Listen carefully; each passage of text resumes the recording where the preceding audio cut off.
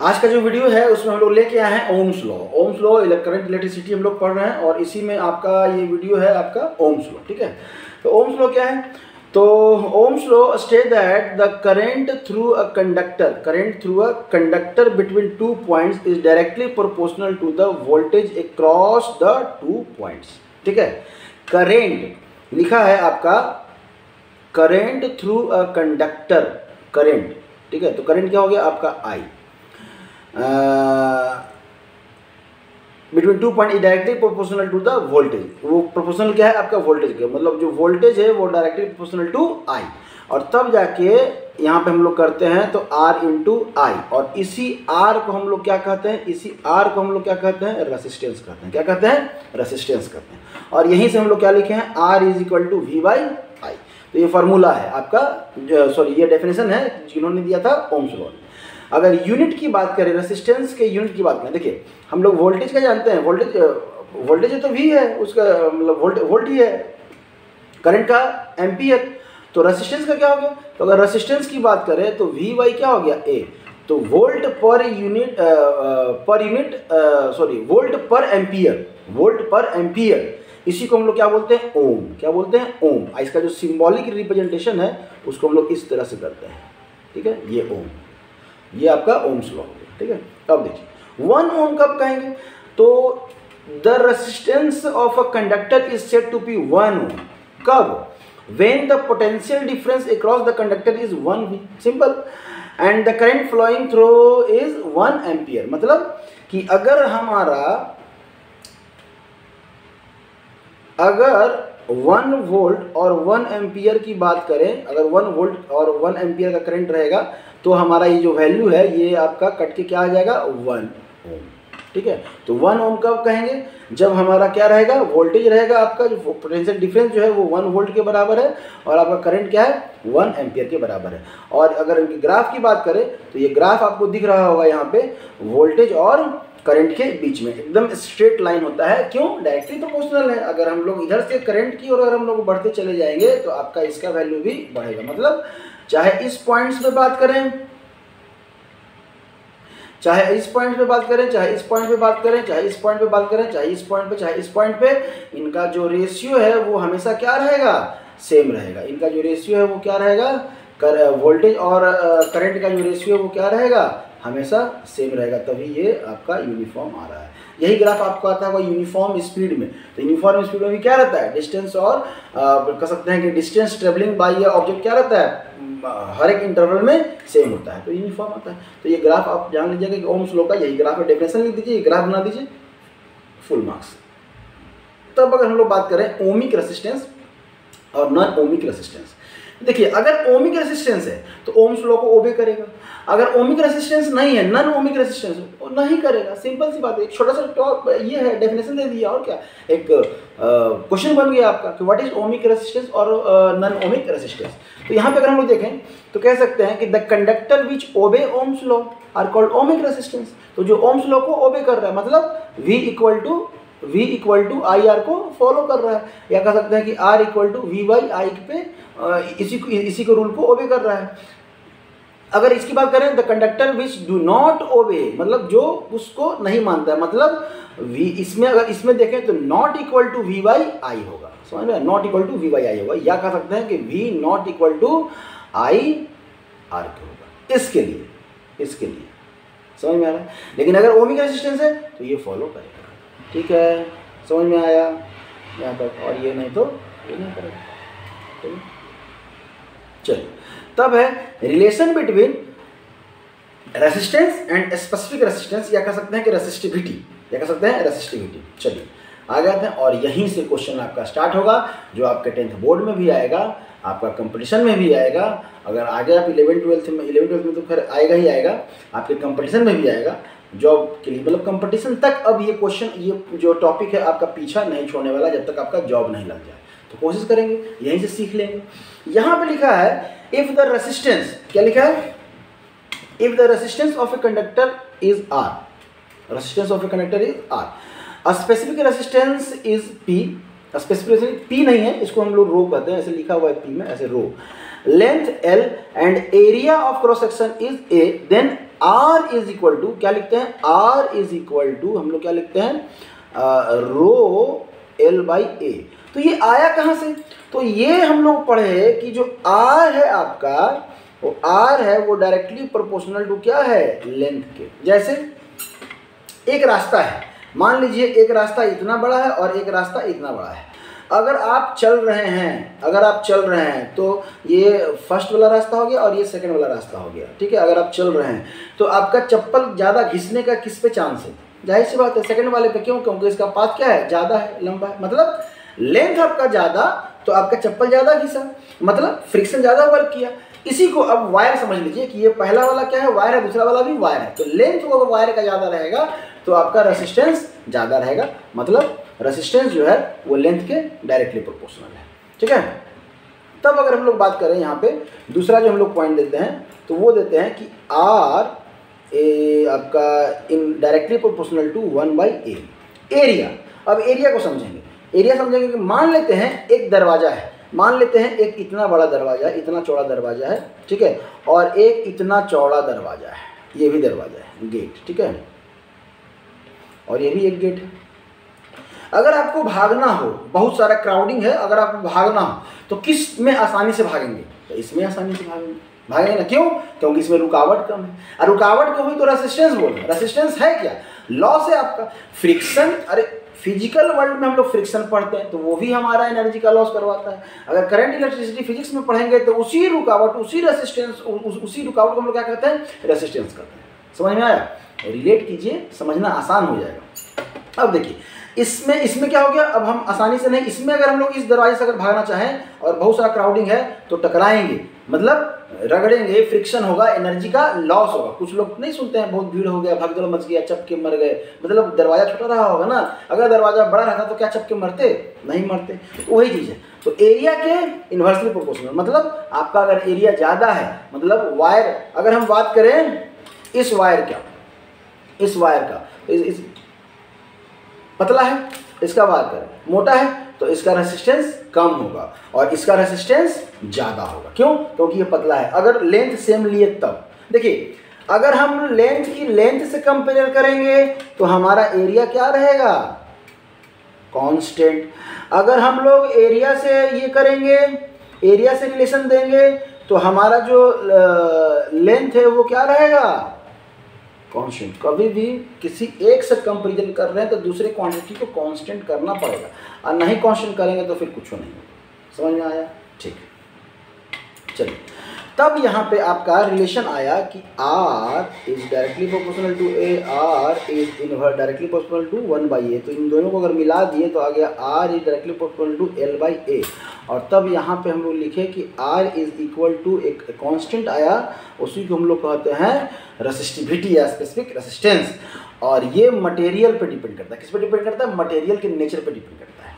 अब आ जाइए, तब है कि factor of the resistance of the conductor depends. Resistance किसके किस पे ऊपर डिपेंड कर रहा है, तो जाहिर सी बात है फार्मूला में 3 क्वांटिटी है तो तीनों क्वांटिटी पे डिपेंड करेगा। लेंथ पे डिपेंड कर रहा है, लेंथ ज़्यादा तो रेसिस्टेंस ज़्यादा, अगर एरिया कांस्टेंट है तब। और it's cross sectional area, cross sectional area ज़्यादा, रेसिस्टेंस कब जब लेंथ आपका कांस्टेंट है तब। और नहीं तो on the nature of the material, और यही नेचर, और यहीं पे जो नेचर है वो रो रेसिस्टिविटी होता है। तो एक पर्टिकुलर मटेरियल के लिए, मतलब अगर हम बात करें ये वायर है, अगर इसको हम 3 पीस में काट दें तो तीनों का जो रो होगा, जो रेसिस्टिविटी होगा सेम हो। क्यों, क्योंकि तीनों जो वायर है वो सेम मटेरियल बना, तो सेम मटेरियल के बने हुए वायर में रेसिस्टिविटी क्या रहेगा, सेम रहेगा। तब क्या चेंज हो जाएगा, तब उसका लेंथ और एरिया के साथ हम लोग कंपेरिजन करते हैं। और तब यहाँ से फॉर्मूला बनाते हैं कि R1 बटा R2 is equal to L1 बटा A1 upon L2 upon A2। और तब फॉर्मूला आता है L1 बटा A1 इंटू A2 बटा आपका क्या है, L2। समझ में आ रहा है।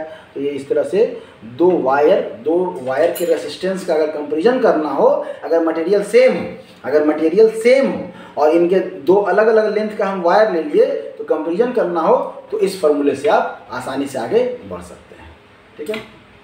तब है रेसिस्टिविटी। रेसिस्टिविटी अभी आप देखें, इसको हम लोग रिप्रेजेंट करते हैं किससे, रो से रिप्रेजेंट करते हैं इसको।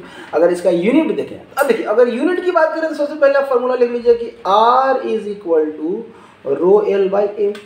तो अगर हम लोग बात करें कि रो इज इक्वल टू, तो आर इंटू ए बाई क्या हो जाएगा एल। तो अगर आर का देखें तो ओम, एरिया का देखें तो मीटर स्क्वायर, लेंथ का देखें तो मीटर, तो 1 मीटर से 1 मीटर कट गया, क्या बचा आपका ओम मीटर। तो यूनिट क्या हो गया, यूनिट जो हो जाएगा आपका ओम metre.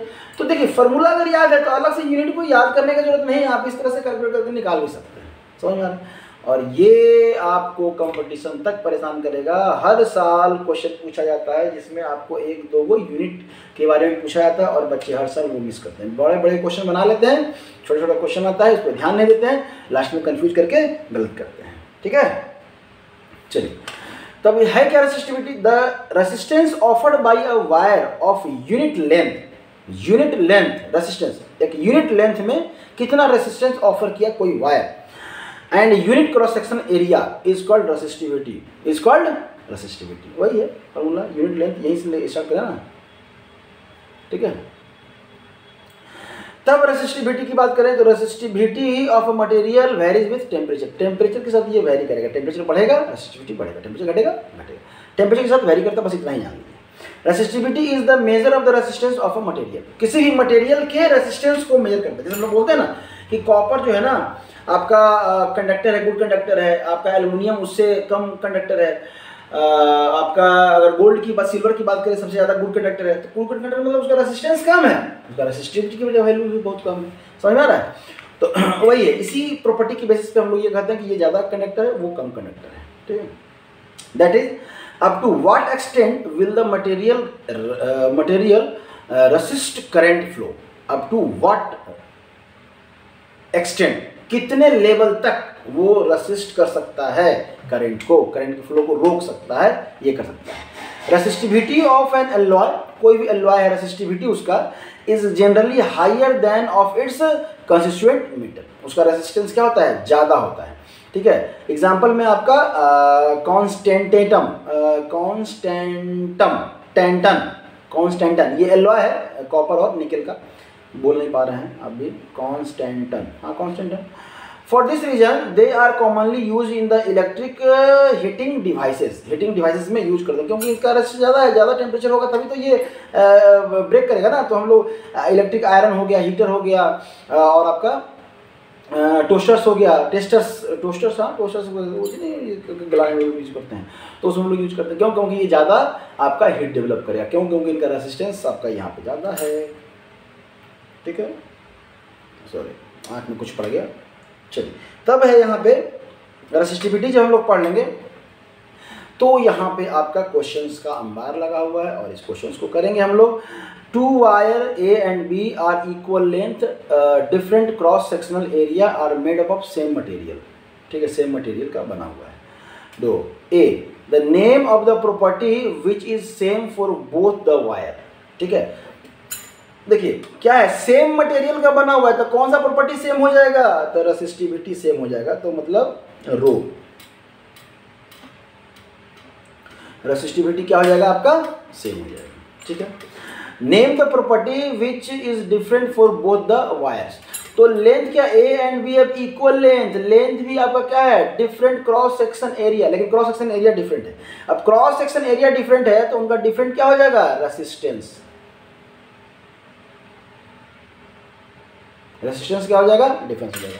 If the resistance of wire A is 4 time the resistance of wire B, calculate the ratio of cross section area, cross section area को हम लोग तो मान के चलिए एक रेसिस्टेंस R1 हो गया, RA हो गया, और आपका रेसिस्टेंस क्या हो जाएगा, RB हो गया। ठीक है, रो तो दोनों के लिए क्या है आपका, सेम है। ठीक है, रो दोनों के लिए सेम है, हम लोग A की बात कर रहे हैं और यहाँ पे B की बात कर रहे हैं। और तब यहाँ पे लिखा है कि if the resistance of wire A, तो अगर इनके रेसिस्टेंस की हम लोग बात करें तो R इक्वल टू यही है रो L/A। तो यहाँ से अगर हम लोग फार्मूला देखें तो RA is equal to rho LA बटा AB अपॉन रो LB बटा A होगा AA और यहाँ पे ए बी, ठीक है। अब देखिए मटेरियल सेम है तो ये कट गया, मटेरियल सेम है तो ये कट गया, और आपका स्टार्टिंग में दिया हुआ है कि इसका वायर भी क्या है, इक्वल लेंथ है। तो वायर का जब लेंथ इक्वल है तो ये लेंथ और ये भी लेंथ कट गया, तब क्या बचा आपका बचा ए बी बटा ए और ए बचा, ठीक है। अब दिया हुआ है यहाँ पे हो जाएगा आपका आर ए बटा आर बी। तब दिया हुआ है कि अगर लिखा है इफ, कहाँ गया, if the resistance of A is 4 times, A का जो रेसिस्टेंस है 4 टाइम है, किससे, बी से। तो यहाँ पे 4 आर बी, मतलब इंफॉर्मेशन दिया हुआ है कि आर बी जो है वो आपका 4 टाइम्स है आर ए। क्या कर रहे हैं हम, आर ए जो है वो 4 टाइम्स है, टाइम्स किससे, आर बी से, 4 टाइम्स। तो अगर इन दोनों को इक्वल करें तो क्या हो जाएगा, R A divided by 4 equal to R B, या यहीं से कह सकते हैं कि R A is equal to 4 R B. तो यहीं से आप लिखेंगे 4 आर बी बटा R B equal to A B बटा ए ए। यहाँ से ये कट गया तो 4 इक्वल टू ए बी बटा ए ए। मतलब इनके एरिया का जो रेशियो होगा बी अपॉन ए, या अगर ए अपॉन बी पूछ रहा है, ए अपॉन बी पूछ रहा है, तो एरिया का जो रेशियो हो जाएगा वो 4 हो जाएगा। ये कब, जब आप area of wire B upon area of wire A करेंगे तो क्या हो जाएगा 4:1। लेकिन अगर यही आप area of wire A upon area of wire B करेंगे तो ये 1/4। अब जो भी आपका आंसर है वो अपना कर लेंगे। तो इस तरह के बेसिक क्वेश्चंस आएंगे जिसको कि आप लोग करते रहेंगे, ठीक है।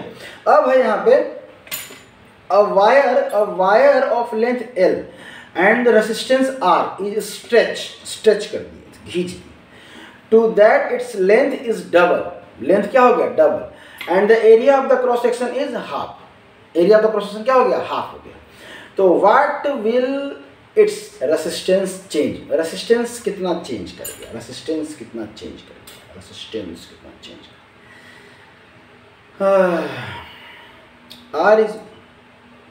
R is equal to rho L by A. अब एक ही वायर को हम लोग, स्ट्रेचिंग का केस क्या है, एक ही वायर को खींचेंगे तो मतलब यहाँ पे रो क्या हो जाएगा, सेम हो जाएगा। अब रो जब सेम हो जाएगा तो रो का हम लोग चर्चा नहीं करेंगे। तो हमारा जो फॉर्मूला है R1 बटा R2 is equal to, R1 बटा R2 is equal to L बटा A, L बटा सॉरी L1 बटा A1 इंटू आपका A2 बटा L2, इसी को यूज कर लेना है। तो यहाँ से आपका क्या लिखा हुआ है, so that length is double, length क्या हो गया, डबल हो गया, मतलब L1 पहले इनिशियल का डबल हो गया इनटू यहाँ पे 2L1 कह सकते हैं इनटू, और area of the cross section is half, और एरिया क्या हो गया, पहले वाले से आधा हो गया। तो यहाँ पे A1, तो यहाँ पे कह सकते हैं कि A2/2, ये L1 से L1 कट गया, तो यहाँ पे बचा A2 बाई, अब ये 2 नीचे आ जाएगा तो 2 इंटू यहाँ पे क्या हो जाएगा, A2 कट गया, ये क्या हो जाएगा 1/2, मतलब R1 बटा R2 इज इक्वल टू क्या हो जाएगा आपका 1/, कोई दिक्कत नहीं, ठीक है, समझ में आया। तो इस तरह से आप लोग ध्यान देंगे, क्वेश्चन दिया रहेगा सिंपल। रेसिस्टिविटी तो चेंज नहीं करेगा ना, सेम चीज़ का, ठीक है, रेसिस्टिविटी तो चेंज करेगा नहीं, क्योंकि वो तो मटेरियल का प्रॉपर्टी है। तब आपका आता है सीरीज और पैरेलल कॉम्बिनेशन। तो ये सीरीज और पैरेलल कॉम्बिनेशन हम लोग करेंगे नेक्स्ट वीडियो में, हम लोग मिलते हैं, थैंक यू।